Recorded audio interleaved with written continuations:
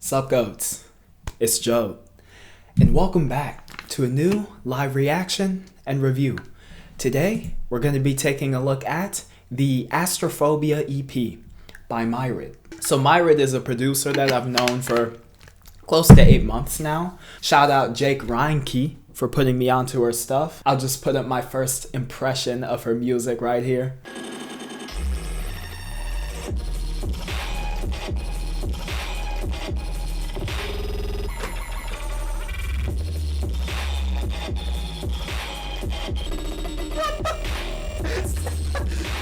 Stop! I would run it back, but I'm just gonna let this shit play out like I said I would. Yeah, so I definitely enjoy the music I have listened to by her. For the most part, it is very unique and ambitious. Traces of Voltra, Volant, Silent even in her style, and those may or may not be some of her influences, but that's the parallels that I'm drawing. But yeah, we have a 6-track EP on display today, and I'm obviously gonna expect some glitchy, spacey, futuristic dubstep on show here. And I am pretty excited, not gonna lie. It's been a minute since I've really listened to a track of hers.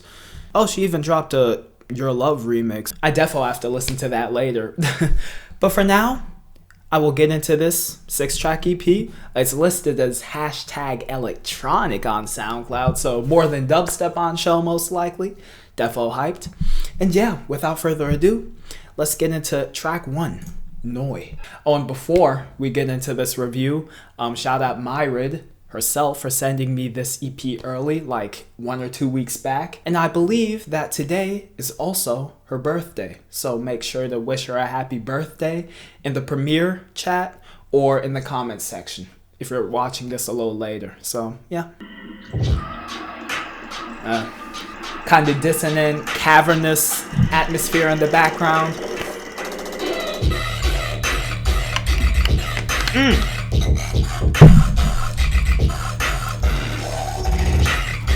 This is clean. Her style tends to be a little weighty and overblown too. Ooh. Yeah, it's straightforward, but I'm really getting into this. It's catchy and pretty bouncy.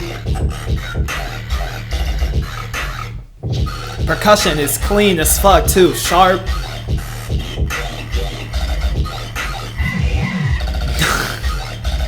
What was that, like a screech too in that fill? Very solid. That was cool. Yeah, just to the point. Pattern is simple as well.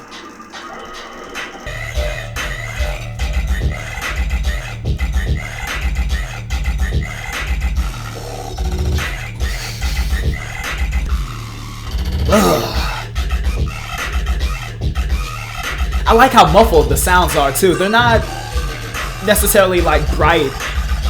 That little glitchiness that she incorporates.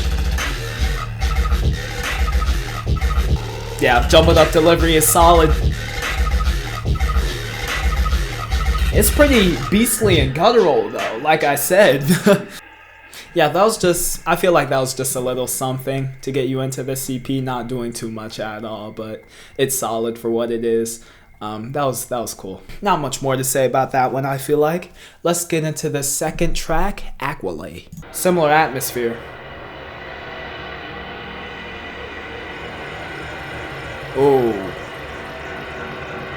This one's more layered and more horrifying, actually. That little groove to the percussion.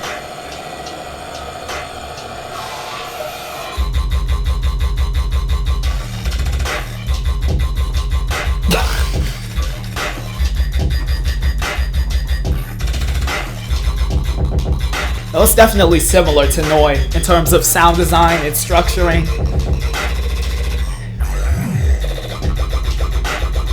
But it definitely has more of an attitude to it, more character too. It's a bit more flavorful too. The sub is still booming at the bottom of the mix though. It's defo not healthy for my fucking subwoofer. I might actually turn the bass down a little bit. It's almost 10 p.m. over here, so I got neighbors above me and below me. Shit.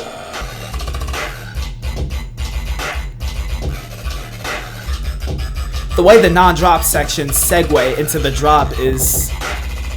it's off-putting, but in a good way. Oh, that repetition. Oh, those like metallic sounds, bro. I still can't get over that percussion. I'm just seeing now the overall description for this project that she put in. Astrophobia represents the most guttural and raw side of my sound, completely, utterly harsh, and far from perfection. So I can definitely see that description like taking form while listening to this. Oh, and it's apparently very dated production-wise. That probably means that these are old tunes on display. But they're definitely still holding up. That was another solid track. Maybe a little too similar to Noi, but I'm all for the style, so I really don't mind it. That glitchy, glossy, futuristic aspect is there, but sort of clouded, and it just gets pulled down by so much bottom end weight. Anyway, let's get to track 3, Target Zero.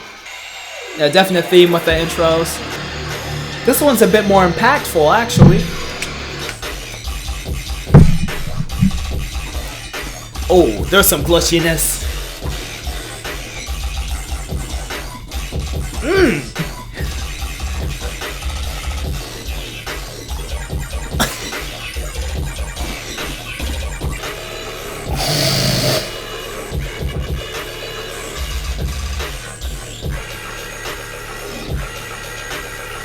Oh, those chugging, churning sounds remind me of Stuka style from the Incinerator EP almost.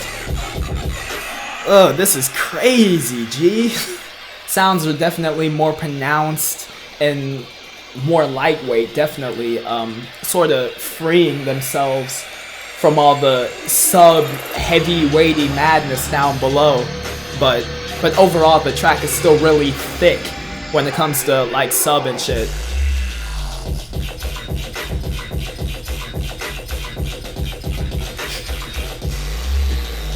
Oh, sub movement. It's like what she did on Bella. 2.5 minute track. It made its impact. That final drop really rounded the song out. Yeah, like I said, the sounds on top sort of separating themselves from all the weighty low, mid, bottom range, whatever the fuck that. I think it's just a heavy ass sub, like a really crunchy, growly sub doing all the work down below. Yeah, but the sounds were just more snappy and more voyaging, which is a nice switch up from the first two tunes. I still like both approaches, but a bit more diverse when it comes to overall execution of this type of style. And yeah, again, more glossy appeal to these sounds, and that like pattering percussion sounding sound design in the final drop as well. For its intricacy, I might just say that that's my favorite so far, but I'll have to decide, and we're only halfway through this EP, so who knows. Nozomi, a little squelchiness, wateriness, just as eerie, but something enchanting about it, something magical. The cowbell. Definite trap influence to this EP too. Percussion. Alright, that little rapid delivery. Alright, pretty round, lasery sounds, just switching up. Ooh. More straightforward. That tail. Like tonal almost. These synths right here sound more hurt. I like the pacing of this track. Like it doesn't feel sluggish at all. Alright, taking the rhythm approach when it comes to midsections, just taking out the main sound design and letting everything else play out, which I generally enjoy when producers do that.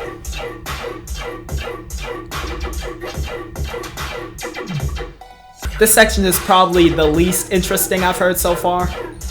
It's more typical new rhythm sounding. I mean, I guess you sort of hear some futuristic, eerie, atmospheric madness going on in the back, but the main sound design is way more typical. But I like this sound design when it like pitches down and has that little interesting tail, the interesting tails. Ooh. Sounds sort of colliding off each other. Alright, I feel like that last drop, well, I guess it did need to be that long. Still, this is probably my least favorite so far. Yeah, just a sound design thing.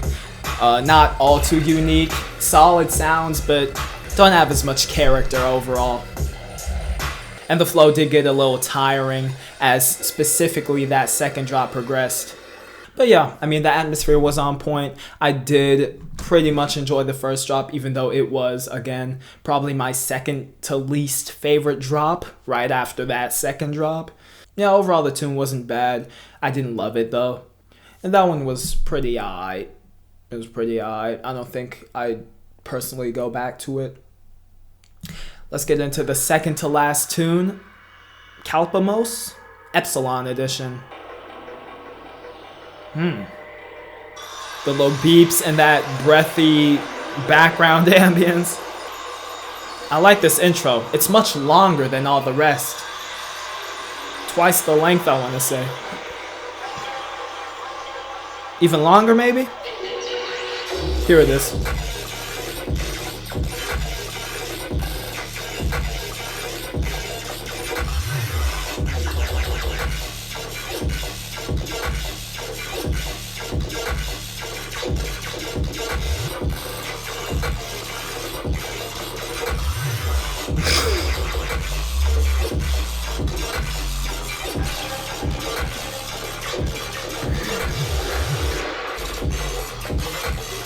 Okay, the tempo is a little slow,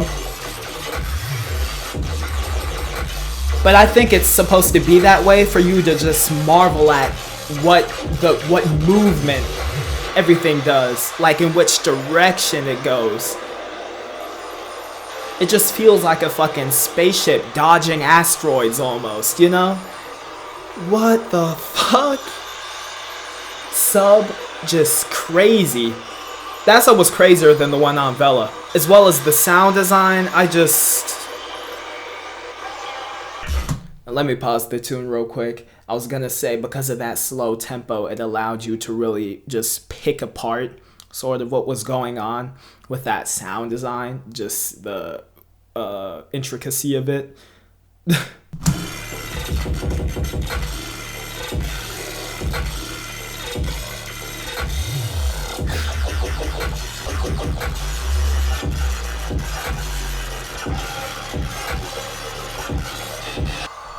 Yeah, this tune is a prime example of how much you can do when it comes to dubstep and pitching sounds, especially subs, and still make it sound enjoyable. Yeah, definitely the most experimental tune. I like to see MYRID step outside her comfort zone like that. It also sounds like the tune has direction, not just aimlessly flailing around doing whatever the fuck just for the sake of it. Even though, again, that sub movement was just random, or at least it sounded like it, but it had its purpose, especially within this track list. And sure, I can't say it's my favorite track of the bunch thus far, but it's definitely the most admirable and commendable tune so far, and objectively probably the best. So I'm definitely gonna give it a re-listen just to sort of freshen up my mind on what the fuck just happened. And yeah, very interesting listen, and the execution was pretty on point for that matter. All right, final track, SKYLAB. A little more valley-esque with the birds and shit, more peaceful, I guess, but it still has that evil undertone, or haunting undertone.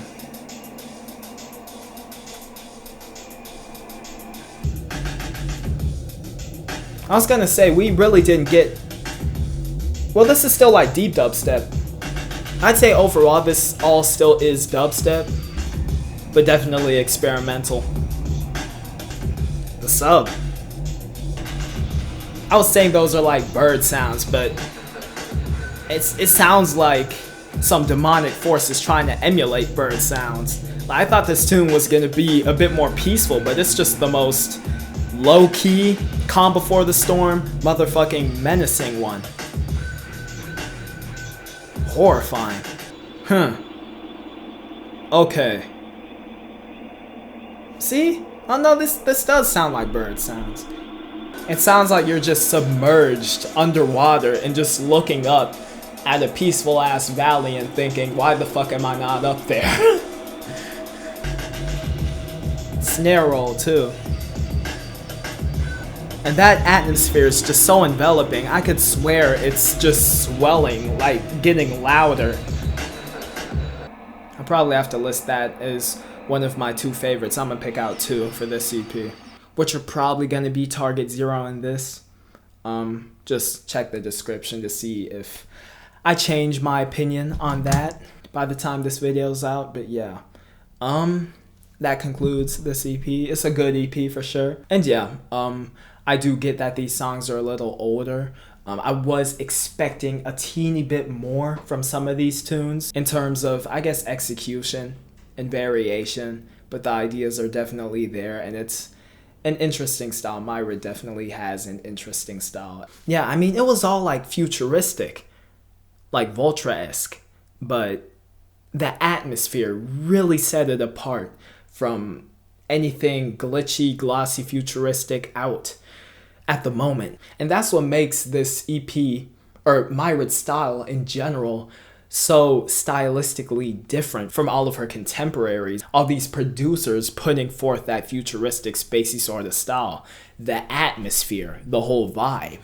That gloomy, dormant, just haze, just in the back of the mix. Not much of a build-up with any of these tracks, actually. Just the ambience fading out, dissipating, or just sort of, I don't know, doing whatever. And yeah, pretty weighty drops despite what's on top. That's definitely what's the most interesting about the EP. But yeah, I did like it. But I do want to hear what MYRID has in the vault, freshly made, and I really want to see how her style's evolved since, I guess, this stuff, and since tunes like Vela, because I loved Vela, but I feel like her style is just, I feel like her style could have so much more to offer when it comes to what she's producing now, I guess. And again, I will take a re-listen to the Your Love remix and all of that, because those are probably newer tunes. But yeah, I mean, overall, those were my thoughts on this EP. Pretty tight, pretty solid EP. This has been your boy Joe. Thank you all for watching. Drop your opinions in the comment section below. What did y'all think of this EP? What was your favorite moment, your least favorite moment, your favorite track, least favorite track? Do y'all think I capped whilst giving some of my opinions on this EP? And yeah, make sure to join my Discord server. Link is at the very top of the description, as well as follow my Twitter. We're trying to get to about 350 followers by the end of the month. Come to think, that might be a stretch, but let's just try to get close to that. But yeah, that was the video. I will see y'all in the next vid. Take care.